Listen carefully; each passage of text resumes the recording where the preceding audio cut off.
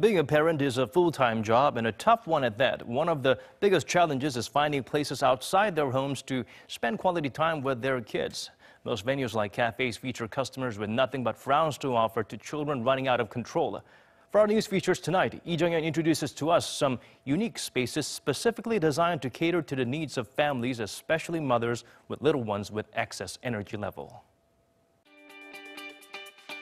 Parenting has never been an easy or short-term job, and one of the biggest challenges for parents these days is to find places that support and encourage activities for both parents and children. Family-friendly venues are decreasing in number, and some commercial spaces are even declaring themselves no-kid zones.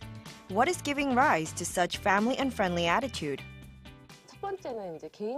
Two factors come into play. First, more people are becoming individualistic, so there's an increased sense of not wanting their personal time or space disturbed. Second, as families become smaller, there are fewer people who can educate children about public etiquette. Amid this social trend, more parents are looking for places where not only kids are welcomed, but also provide a healthy surrounding for both parents and children. To deal with such demands, some local governments are working to create environments that are more kid-friendly. In Seoul, the highest concentration of venues like that are here in Jungnam-gu district, and we're about to go check out one of its many community childcare centers. It's less than an hour before closing time, but moms are still coming in. Here at one of the 8 community childcare centers currently running in the district, parents can come and go with their children anytime during the day, free of charge. The center is equipped with a private area for breastfeeding, an art zone for nurturing creativity, and other facilities including a library, a playground, and a room for first-hand experience programs.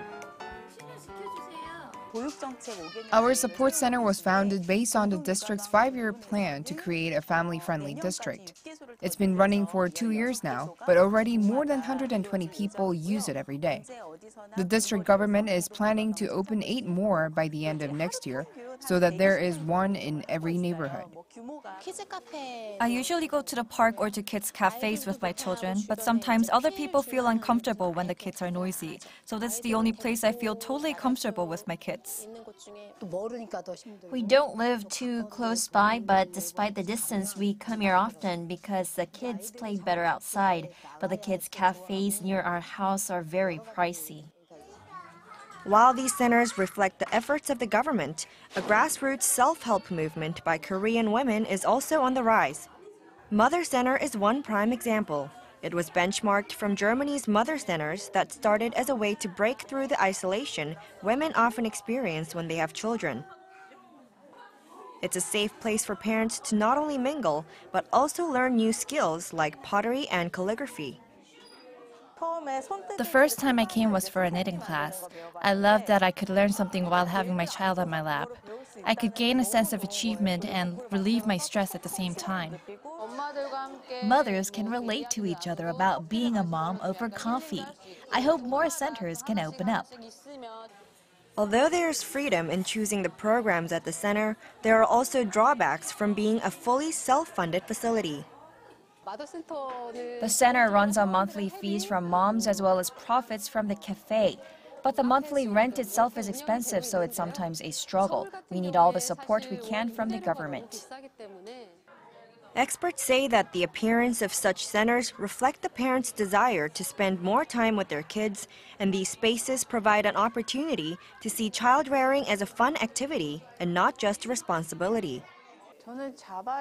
Voluntary movement is always longer lasting.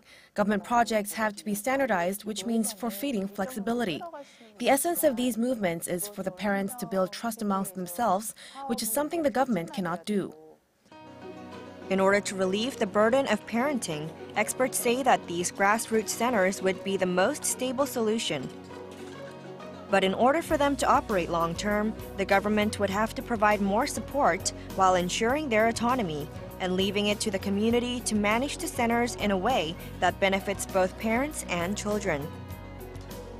Jeong-yeon, Arirang News.